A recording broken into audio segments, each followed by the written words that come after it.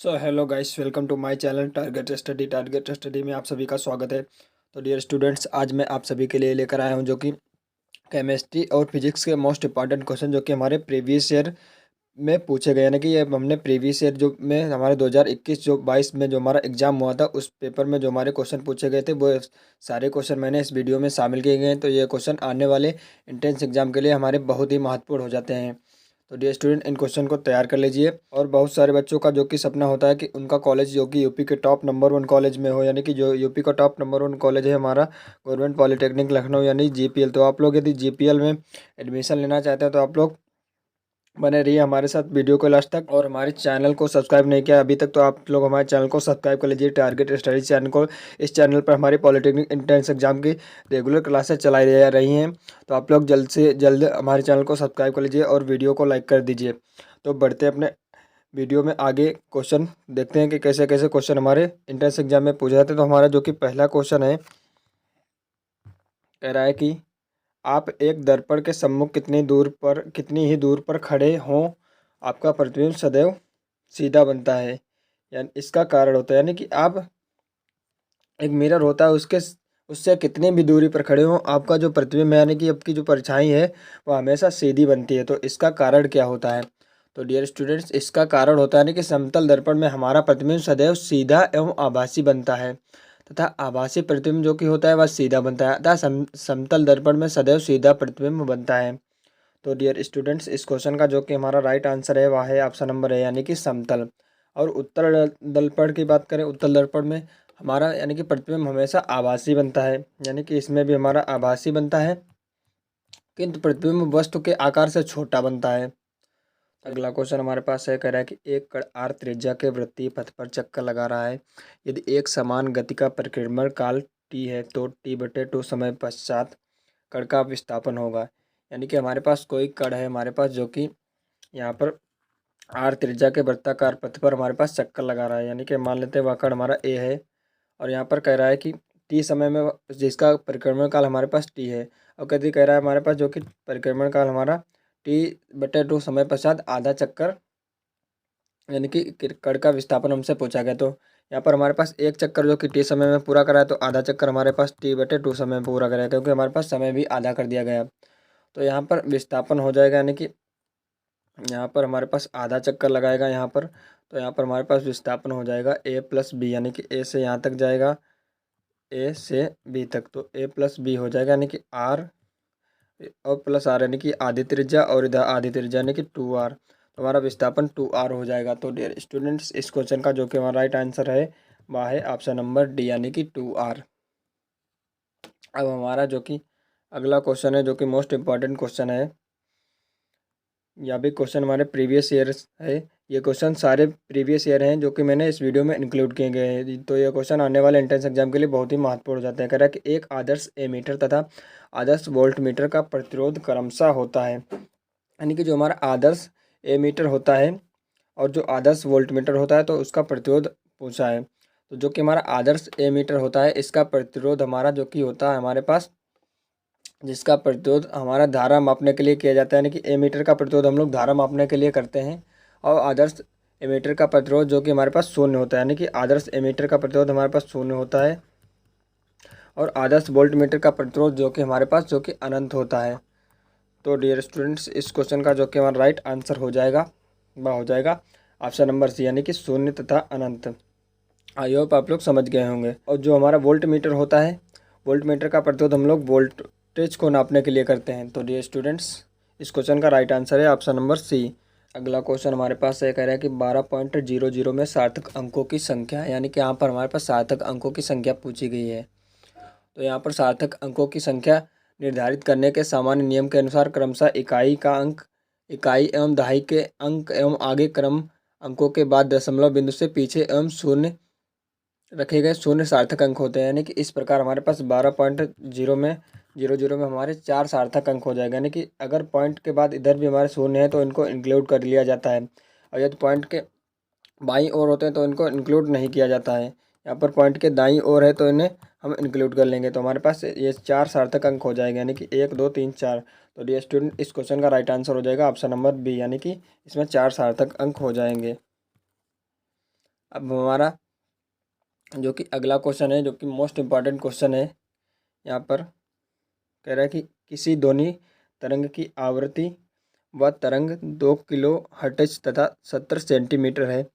2.8 kilometre दूरी तय करने में क्रमशः तरंग द्वारा समय लिया जाएगा। यानी कि यहाँ पर हमारे पास जो कि यहाँ पर फ्रीक्वेंसी दे रखी है, यानी कि तरंग की आवृत्ति, यानी कि एफ या एन से डिनोट करते हैं। तो जो कि हमारे पास दे रखी 2 किलो हर्ट्ज, तो यहाँ पर हो जाएगा 2000 हर्ट्ज। एक के का मतलब 1000 होता है, तो 2000 हर्ट्ज जो कि हमारी फ्रीक्वेंसी दे रखी है।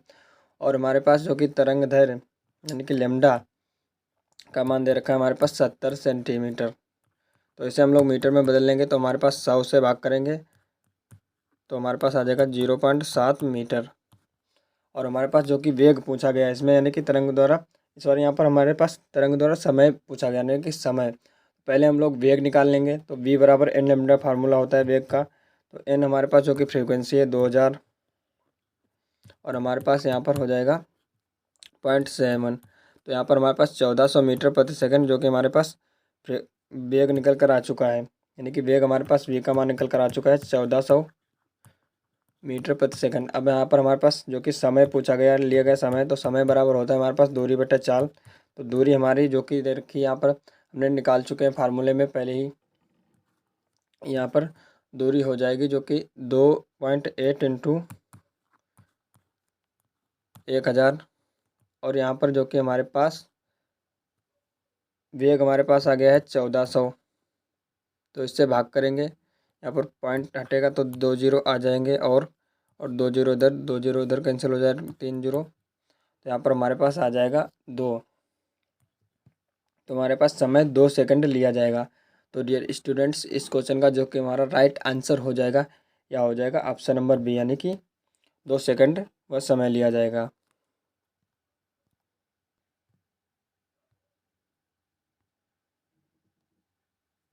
अगला क्वेश्चन कह रहा है कि किसी वर्नियर कैलिपर के मुख्य पैमाने के एक भाग का मान 1 मिलीमीटर है।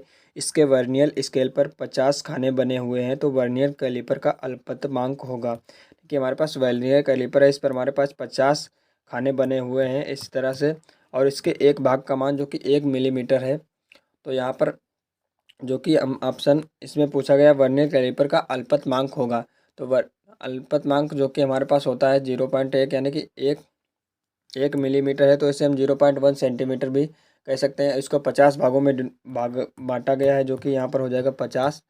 तो यहाँ पर ऊपर सेंटीमीटर, तो यहाँ पर हमारे पास आ जाएगा 1/500 सेंटीमीटर। अब सेंटीमीटर को हम मिलीमीटर में बदल लेंगे कि 10 मिलीमीटर होता है 1 सेंटीमीटर में। तो यहाँ पर हो जाएगा 1/500 इंटू हमारे पास 10, तो हमारे पास 1/50 आ जाएगा। तो डियर स्टूडेंट्स, इस क्वेश्चन का जो कि हमारा राइट आंसर हो जाएगा, वह हो जाएगा ऑप्शन नंबर यहाँ पर बी, ए हो जाएगा, यानी कि।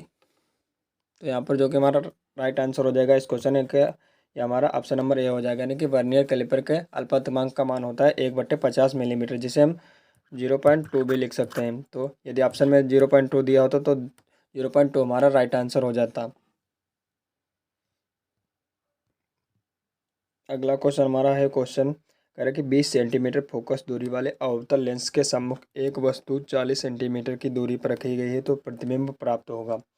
यानी कि हमारे पास एक अवतल लेंस है, और जिससे हमारे के सम्मुख 40 सेंटीमीटर की वस्तु है। यानी कि अवतल दर्पण की वस्तु की जो कि लंबाई हमारे पास है u बराबर हमारे पास -40 हो जाएगा, क्योंकि हमारे पास अवतल है। अवतल में सारी वस्तु और फोकस दूरी हम सारी निगेटिव लेते हैं, तो यह हमारे पास होगा। और फोकस दूरी हमारे पास यहाँ पर कितनी फोकस दूरी हमारे पास दे रखी है, या बराबर -20 सेंटीमीटर हो जाएगा।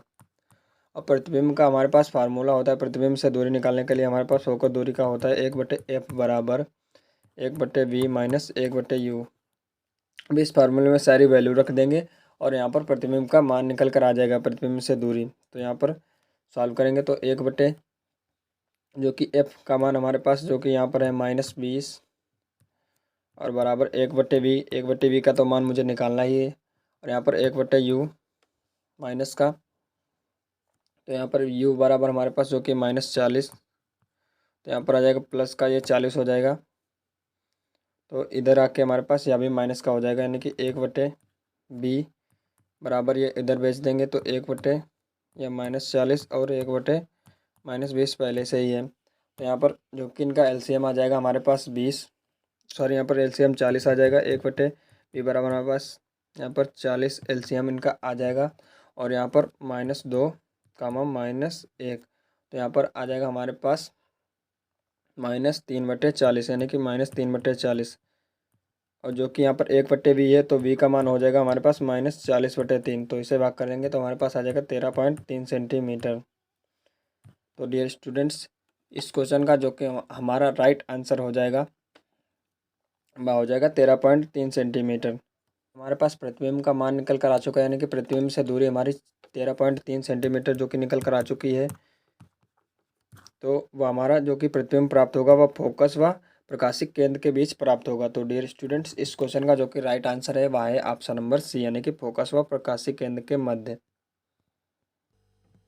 अगला क्वेश्चन हमारे पास यह कह रहा है कि 40 सेंटीमीटर प्रतिरोध के एक तार को मोड़कर वृत्ताकार आकार दिया जाता है तो वृत्त के व्यास के सिरों पर तुल्य प्रतिरोध होगा। यानी कि हमारे पास एक तार है जिसका हमारे पास 40 ओम जो कि प्रतिरोध है, यानी कि 40 ओम प्रतिरोध है जिसका, और इसे मोड़कर एक वृत्ताकार आकार दिया जाता है, यानी कि इसे मोड़ दिया जाता है और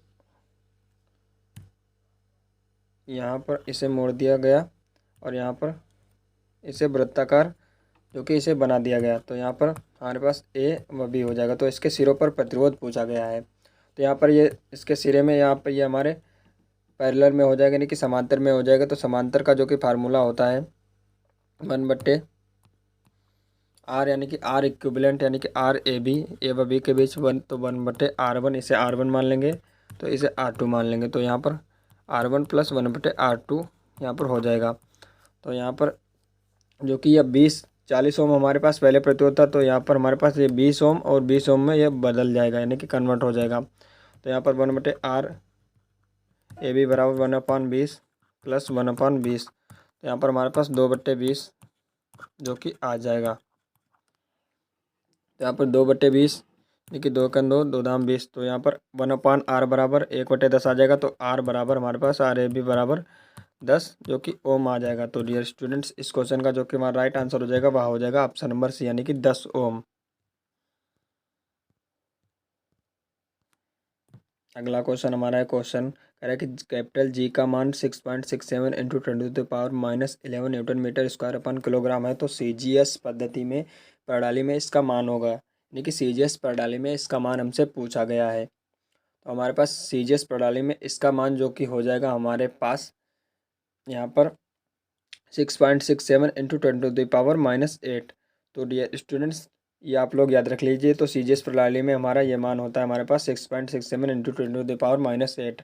तो ऑप्शन नंबर सी इस क्वेश्चन का राइट आंसर हो जाएगा। तो डियर स्टूडेंट, वीडियो में आगे बढ़ने से मैं आपको बताना चाहूँगा कि जो कि हमारा टेलीग्राम चैनल है टारगेट स्टडी के नाम से, जिसका लिंक आपको वीडियो के डिस्क्रिप्शन में मिल जाएगा।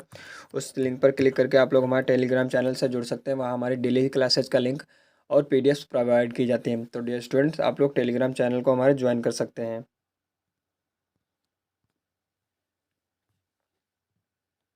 अगला क्वेश्चन हमारे पास कह रहा है कि जल का अपवर्तनांक 4/3 है। तो यदि वायु में प्रकाश की चाल 3 × 10⁸ मीटर प्रति सेकंड है तो जल में प्रकाश की चाल होगी। देखिए यहाँ पर हमारे पास अपवर्तनांक जो कि दे रखा है 4/3, और हमारे पास जो कि वायु में प्रकाश की चाल जो कि हमारे दे रखी है और जल में प्रकाश की चाल पूछी गई है। तो यहाँ पर हमारे पास n बराबर जो कि हमारे पास फार्मूला होता है c/v, यानी कि ये हमारी प्रकाश की चाल है। तो प्रकाश की चाल यहाँ पर रख लेंगे, यानी कि 3 × 10⁸। और हमारे पास v का मान पूछा गया है तो v डायरेक्ट आ जाएगा। तो यहाँ पर हमारे पास यहाँ पर इसकी गुणा हो जाएगी, यानी कि 3 × 3 = 9, यानी कि 9 × 10⁸, और यहाँ पर v उधर जाएगा और 4 इधर आ जाएगा। तो यहाँ पर इसे भाग करेंगे तो हमारे पास आ जाएगा 2.25 × 10⁻8 मीटर प्रति सेकंड। तो डियर स्टूडेंट्स, इस क्वेश्चन का जो कि हमारा राइट आंसर हो जाएगा वह हो जाएगा ऑप्शन नंबर बी, यानी कि 2.25 मीटर प्रति सेकंड हमारी जल में प्रकाश की चाल हो जाएगी। अगला क्वेश्चन हमारा कह रहा है कि किसी अज्ञात प्रतिरोध के सिरों पर 12 वोल्ट की बैटरी कनेक्ट संयोजित करने पर परिपथ में 2.5 मिली एम्पीयर की विद्युत धारा प्रवाहित होती है तो प्रतिरोध का मान है। यानी कि हमारे पास ये कोई अज्ञात प्रतिरोध है और इसके सिरों पर हमने 12 वोल्ट की हमने बैटरी कनेक्ट कर दी, तो इसमें 2.5 मिली एम्पीयर की हमारे पास इसमें धारा प्रवाहित हो गई। तो इसमें प्रतिरोध का मान हमसे पूछा गया है। तो V बराबर जो कि हमारे पास दे रखा है 12 वोल्ट और हमारे पास I बराबर 2.5 मिली एम्पीयर है। तो यहाँ पर 2.5 मिली एम्पीयर है तो इसमें 10⁻³ से मल्टीप्लाई हो जाएगी, तो यहाँ पर हमारे पास इसे एम्पीयर में बदल लेंगे। यहाँ पर हमारी एम्पीयर में वैल्यू आ गई I की, जो कि हमारे पास V बराबर IR फार्मूला होता है। तो I का मान हमसे R का मान हमसे पूछा गया, तो R बराबर हमारे पास हो जाएगा V/I। तो V हमारे पास है जो कि 12 वोल्ट जो कि दे ही रखा है और हमारे पास I का मान है 2.5 इंटू 10⁻³ तो इसे यहाँ पर ऊपर भेज देंगे तो हमारे पास हो जाएगा 12, यहाँ पर 12 गुणे 10⁻³ और यहाँ पर हमारे पास 2.5 आ जाएगा। यहाँ पर पॉइंट से हमारा 1 0 बढ़ जाएगा तो हमारे पास हो जाएगा 10⁻⁴। तो यहाँ पर इसे भाग करेंगे तो हमारे पास आ जाएगा 4.8 इंटू 10³ ओम। तो इसे 10⁻³ को लिख सकते हैं के, यानी कि इसे 1000 लिख सकते हैं। तो 4.8 के ओम इस क्वेश्चन का जो कि राइट आंसर हो जाएगा, जो कि हमारा ऑप्शन नंबर सी इस क्वेश्चन का राइट आंसर है, यानी कि 4.8 किलो ओम जो कि हमारे अज्ञात प्रतिरोध का मान हो जाएगा। अगला क्वेश्चन है हमारे पास कह रहा है कि निम्न में से सदिश राशि पहचानिए, यानी कि हमारे पास इनमें से हमें सदिश राशि पहचानना है। तो सदिश राशियाँ वे होती हैं जिनमें हमारे पास दिशा और परिमाण दोनों होते हैं, वे हमारी सदिश राशियाँ कहलाती हैं। तो यहाँ पर हमारे पास जो कि संवेग होता है वह हमारा सदिश राशियाँ होता है, लेकिन इनमें हम वेक्टर से डिनोट करते हैं, यानी कि इन पर हमारा वेक्टर लगा होता है। तो डियर स्टूडेंट इस क्वेश्चन का राइट आंसर है वह है ऑप्शन नंबर सी, यानी कि संवेग। अब संवेग की बीमा देख लेते हैं। तो जो बीमा हमारी मोस्ट इंपॉर्टेंट हो जाती है, जो कि पेपर में पूछी जा सकती है। तो बीमा जो कि संवेग का मात्रक होता है किलोग्राम इंटू मीटर प्रति सेकंड। तो यहाँ पर हमारे पास बीमा हो जाएगी MLT-1, यानी कि किलोग्राम मीटर की हमारे पास बीमा होती है ML और हमारे पास ये समय बट्टे में देखा है तो हमारे पास T-1 हो जाएगा। तो हमारी बीमा हो जाएगी MLT-1। तो ये आप लोग याद रखिए, मोस्ट इंपॉर्टेंट हो जाती है बीमा भी। अगला क्वेश्चन हमारे पास कह रहा है किसी धारावाही प्रणालिका का चुंबकीय क्षेत्र निर्भर करता है। देखिए जो धारावाही प्रणालिका होती है इसका जो चुंबकीय क्षेत्र है वह किस पर निर्भर करता है। तो हमारे पास चुंबकीय क्षेत्र का हमारे पास फार्मूला होता है B बराबर μNI। तो यहाँ पर हमारे पास जो कि B हमारे पास हो जाएगा B डायरेक्टली प्रपोजनल μ0 और इंटू B हो जाएगा हमारे पास डायरेक्टली प्रपोजनल N और B हो जाएगा हमारे पास डायरेक्टली प्रपोजनल टू I, यानी कि जो हमारा चुंबकीय क्षेत्र B हमारे पास जो कि प्रपोजनल है, यानी कि N बराबर फेरों की संख्या के समानुपाती है और धारा के, और जो कि μ0 है जो कि कोर की प्रकृति के है। तो ऑप्शन नंबर ए में दे रखा है फेरों की संख्या पर, ऑप्शन नंबर बी में दे रखा है धारा पर और ऑप्शन नंबर सी में दे रखा है कोर की प्रकृति पर, यानी कि कोर किस मटेरियल की बनी है। तो डियर स्टूडेंट इस क्वेश्चन का जो कि हमारा राइट आंसर हो जाएगा वह हो जाएगा ऑप्शन नंबर डी, यानी कि हमारा चुंबकीय क्षेत्र हमारा तीनों पर निर्भर रहेगा। तो ऑप्शन नंबर डी इस क्वेश्चन का राइट आंसर हो जाएगा। अगला क्वेश्चन हमारे पास यह कह रहा है कि एसआई प्रणाली में मूल मात्रकों की संख्या कितनी होती है, यानी कि जो एसआई प्रणाली में हमारे मूल मात्रों की जो कि संख्या होती है वह हमारी 7 होती है। तो पहला हमारे पास जो कि फार्मूला होता है लंबाई का, यानी कि लंबाई मात्रक होता है जो कि मीटर का। दूसरा हमारे पास द्रव्यमान जो कि हमारे पास होता है किलोग्राम यानी kg। और तीसरा हमारे पास होता है समय का मात्रक जो कि हमारे पास सेकंड यानी कि सेकंड।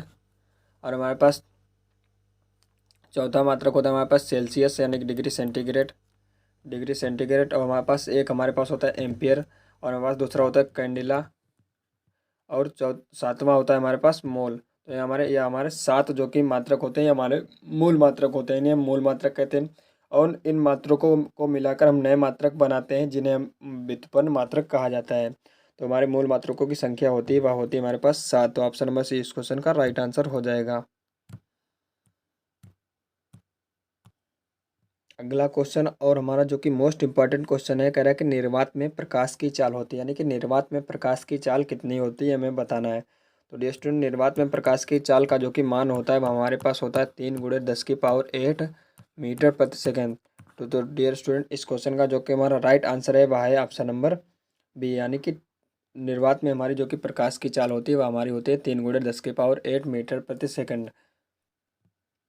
अब यहाँ से हमारे जो कि क्वेश्चन है जो केमिस्ट्री से रिलेटेड है, यानी कि अब केमिस्ट्री से रिलेटेड क्वेश्चन शुरू हो जाते हैं। तो हमारा फर्स्ट क्वेश्चन है, कह रहा है कि धातु आयन जो जल की कठोरता का कारण होता है, यानी कि जो जल की कठोरता होती है, जल कठोर होता है, उसका कारण क्या होता है। तो हमारे कठोर जल में आयनों के रूप में हमारे खनिजों की मात्रा अधिक होती है, विशेष रूप से कैल्शियम, और हमारे पास जो कि मैग्नीशियम, यानी कैल्शियम मैग्नीशियम जो कि जो धातु यानी कि जो जल में परिवहन पाइप में गाद बनाकर जल को परिवहन को अवरुद्ध कर देते हैं, यानी कि कैल्शियम मैग्नीशियम के हमारे कार्बोनेट और बाइकार्बोनेट के कारण जल की कठोरता होती है। तो डियर स्टूडेंट्स, इस क्वेश्चन का जो कि हमारा राइट आंसर है वह है हमारे पास ऑप्शन नंबर डी, यानी कि कैल्शियम और मैग्नीशियम के कारण हमारा जल कठोर हो जाता है। तो डियर स्टूडेंट्स, आई होप कि क्वेश्चंस आपको समझ में आए होंगे और ये वीडियो आपको अच्छी लगी होगी। तो डियर स्टूडेंट, इस वीडियो को लाइक करिए और अपने फ्रेंड के साथ शेयर करिए, और यदि आप हमारे चैनल पर पहली बार आए हैं तो हमारे चैनल को सब्सक्राइब कर लीजिए।